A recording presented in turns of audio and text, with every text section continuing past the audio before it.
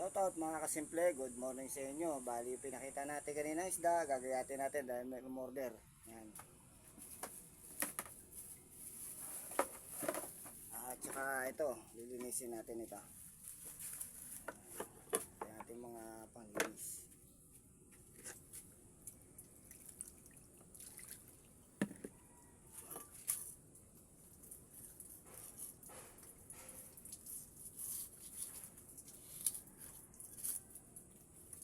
Maganda yung araw, sumikat yung araw, bali naglaba tayo. Habang naglalaba tayo, mayroong umorder na isda. Siyempre kailangan natin ito i-deliver yung mga order, i-release natin.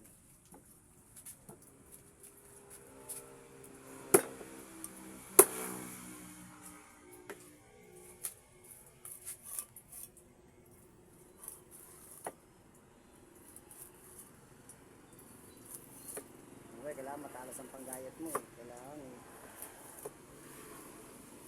lalo pagka mga itong isda maano ito tigas ang tinik.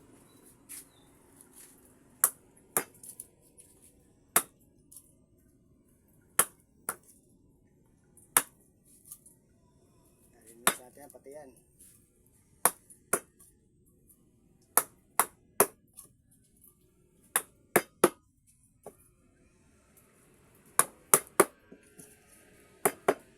Dito sa Mindoro, ang isda na to, ordinary na ito dito. Basta meron ka lang dito nakahandang pambili. Tawag dito ay talakitok sa Manila. Dito naman muslo.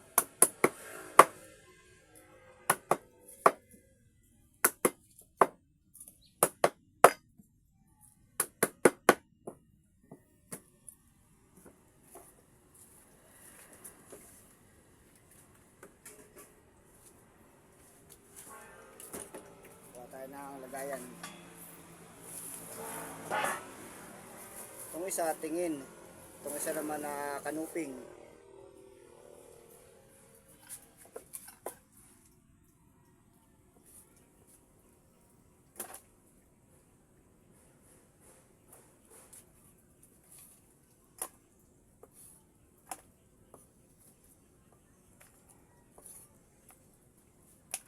Ginayat natin pero sila na maglilinis niyan dahil pag inom natin yan puputla.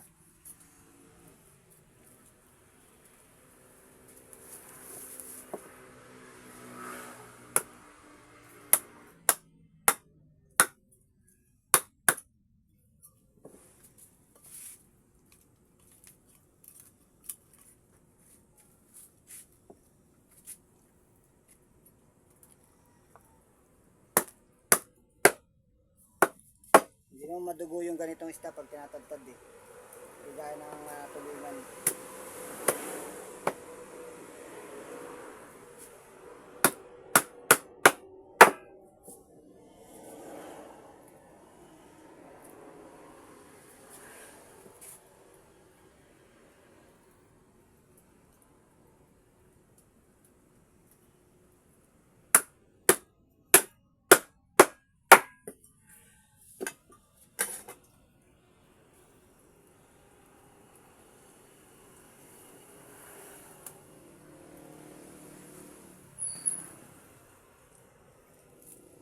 Linisin na rin natin. Tanggalan natin siya ng hasang.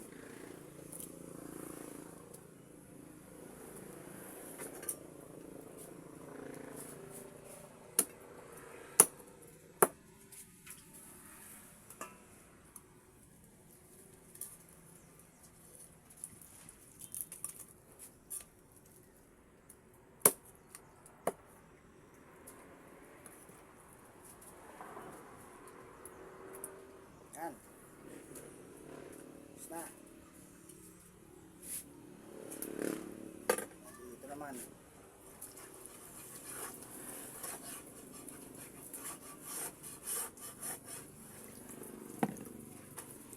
Iba-iba may-ari nito Tawag naman sa isda na ito, kanuping.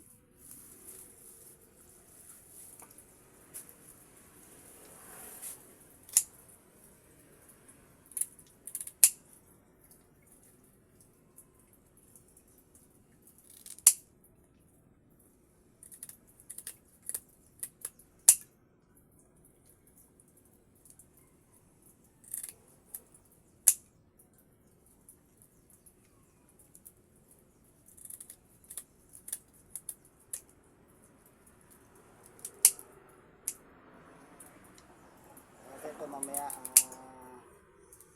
i-deliver ko ito mamaya. Nataas natin nga malinis.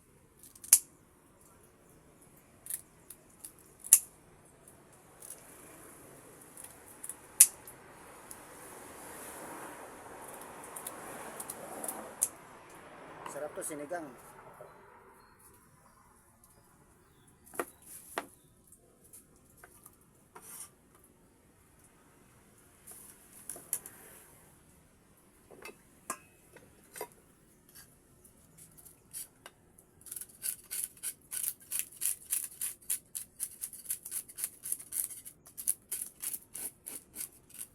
Ang ginagawa natin dito, nakakuha si Dano ng isda, pag may umorder sa malalayo, linisin tapos i-deliver. Siyempre umaraw ngayon, sinabahan na rin natin ang paglalaba.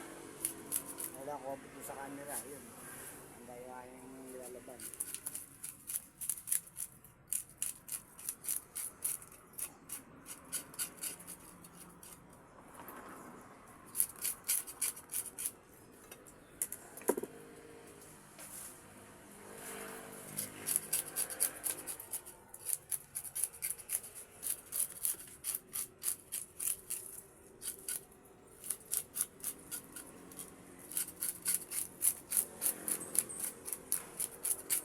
Ang hirap magkaliskis kaya bumili kami nito.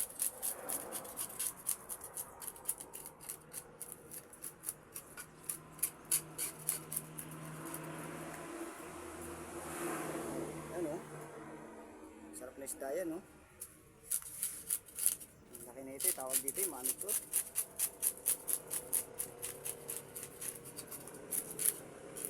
Mga ganitong isda, masarap ito sinigang.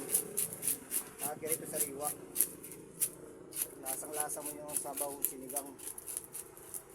Lalo lalagyan mo yung kalamyas na bunga. Huwag yung ano, iba naman kasi sampalok, kung inaano nila, binibili sa tindahan. Pwede rin yun. Malasaan mo ito, sampalok. Kaya ano lang, kakamatisan mo lang ari.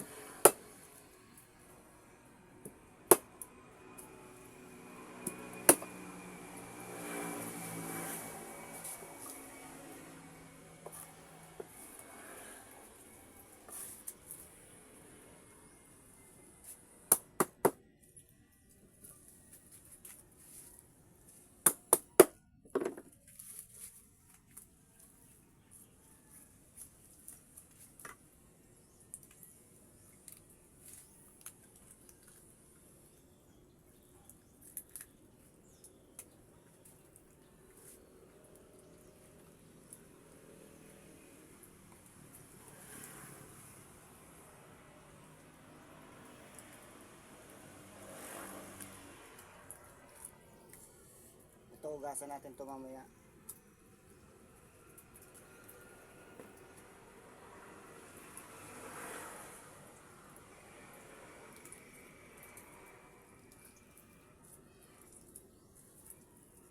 Maganda yung araw ngayon kaya naglalaba ako eh. Bale ito may pa-order lang, sisingin ko lang rin.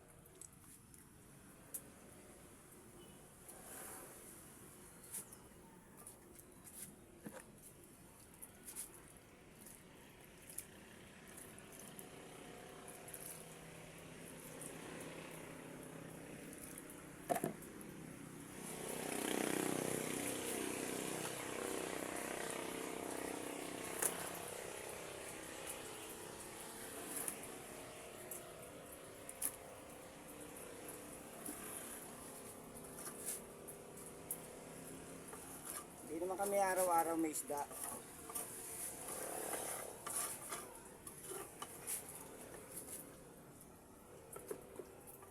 Minsan na ano rin, zero din.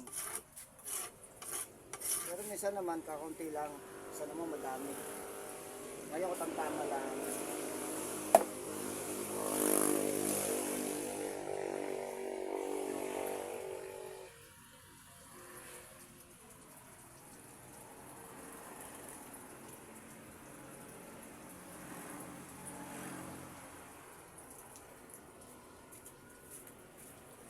Sunod naman natin mga kasimple, ito namang tingin.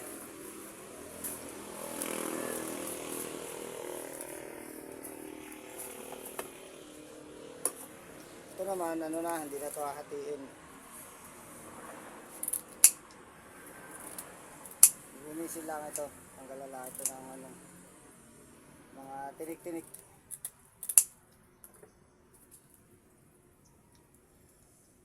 Kwento ko sa inyo, no, yung history nitong tingin. Dito daw nung araw, hindi raw pinapansin itong tingin. Nasabit lang ito sa lambat, tinatapon nila, pinamimigay. Ayan, noon. Ayan, dumating nung ano, araw na na-recover ito. Para masarap siya, tapos lagi siyang hinahanap ng mga tao.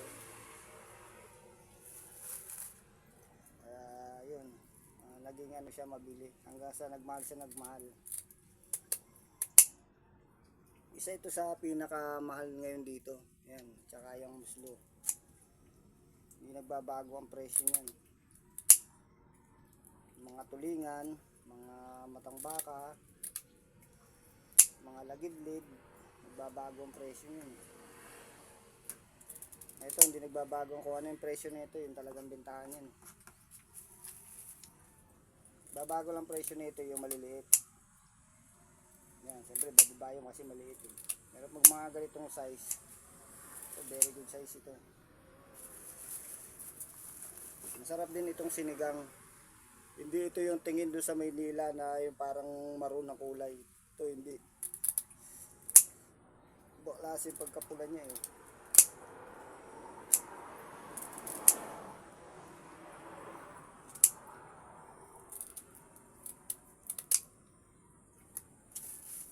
Bali 1 kilo lahat yan.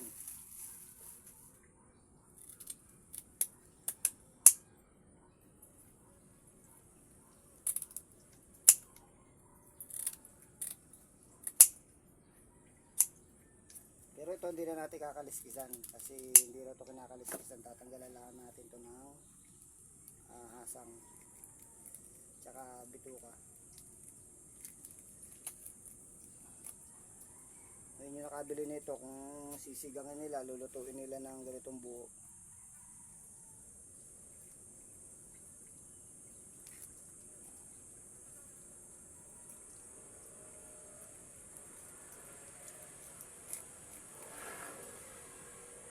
Isa sa nagugustuhan ng customer namin na nililinis na din namin.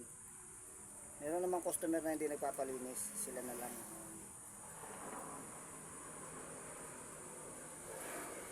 Meron naman kasi nga na nagpapalinis, para nga naman siyempre pagdating sa kanila, ugasan na lang nila.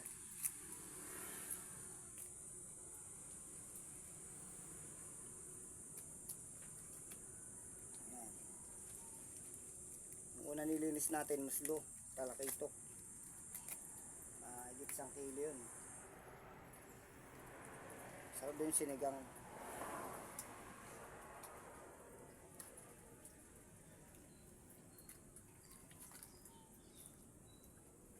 Nakakapag-ulam din naman kami ng mga ganitong isda. Kapag dumating yung bawa, may mga blessing kami yan. Nabili din kami ng ganyan, natikim din kami.